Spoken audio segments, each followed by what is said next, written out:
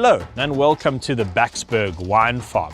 For this episode, we've set up a head-to-head challenge. It's quite simple really, load very heavy things onto the back of a bakkie.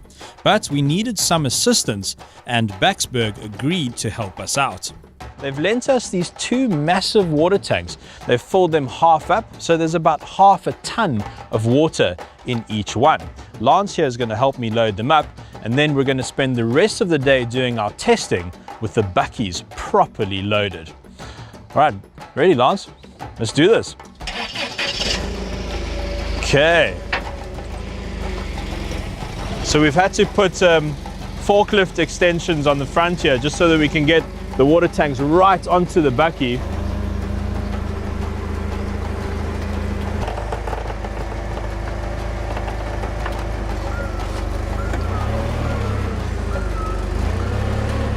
Wow, look at that.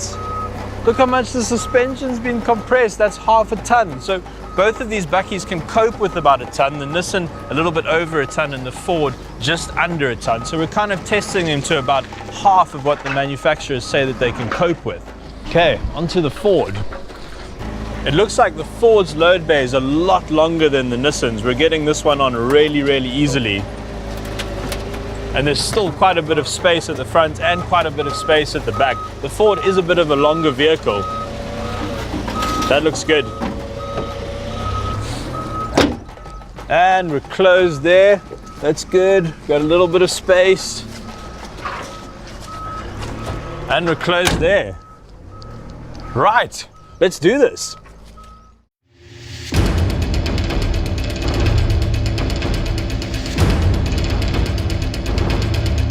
Coming up in the next two episodes, we put the new Ranger and new Navara through a series of challenges. We test their on-road comfort, we take a look at their interiors and infotainment systems, and we take them off-road on this epic wine farm.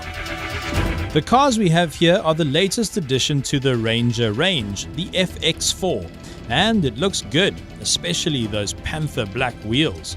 It has the same engine but slots in just below the Wildtrak in terms of price, coming in at $608,900.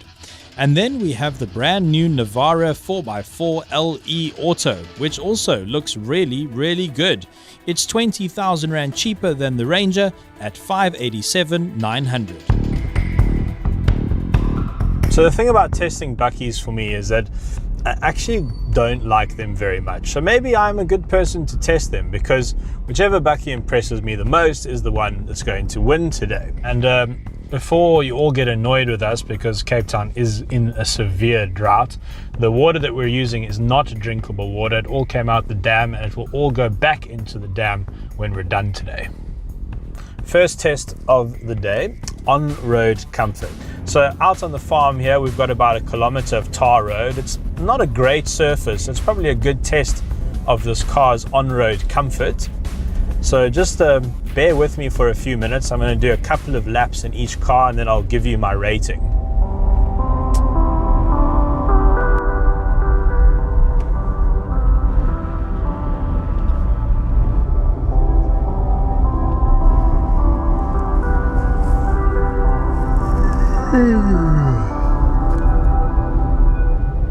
The Ford, carrying a heavy load, handled the imperfections in the road very well, offering a smooth ride.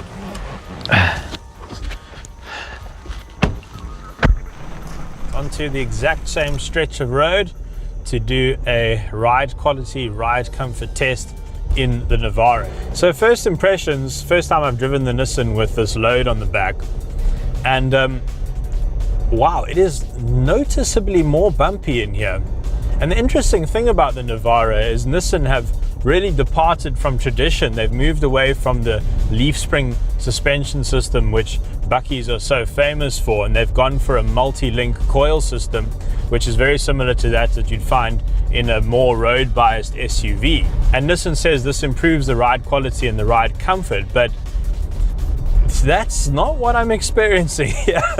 Not at all, actually. This is quite a lot bumpier than the Ford. It feels a lot more wooden.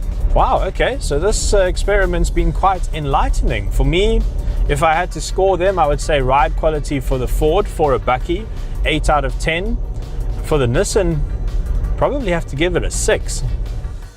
While the Navara didn't ride as smoothly while loaded, ultimately these are leisure vehicles and will likely be driven with no load or with light loads on a day-to-day basis. In our wider experience, it's very hard to tell these two apart in terms of on-road comfort, with perhaps the Navara feeling a little more settled at the rear. Let's take a look at the interiors. The Ranger has a modern-looking dashboard and offers ample interior space.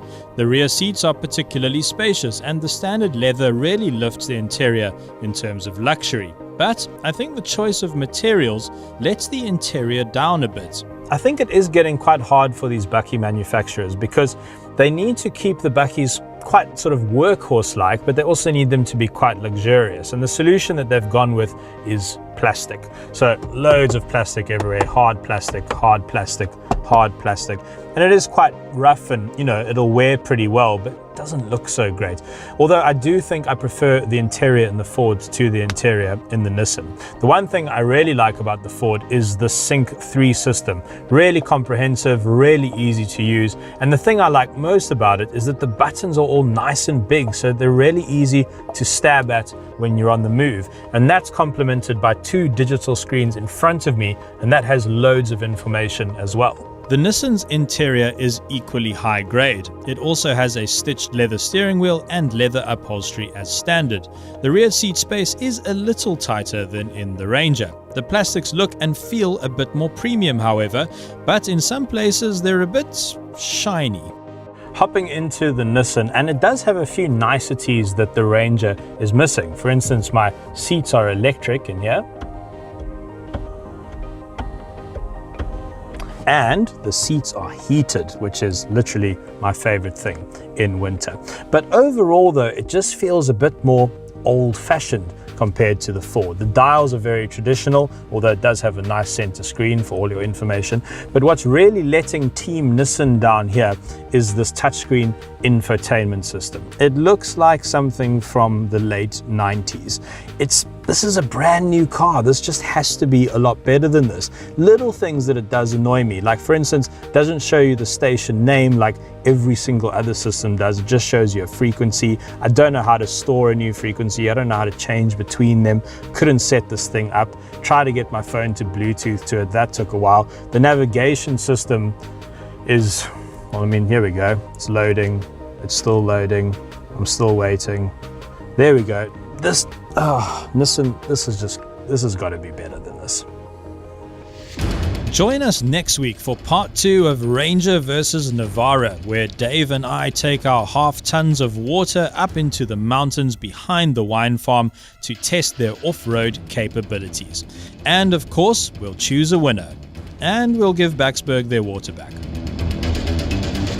Let us know what you think in the comments below. We'd love for you to join our community by subscribing to our YouTube channel. Thanks for watching.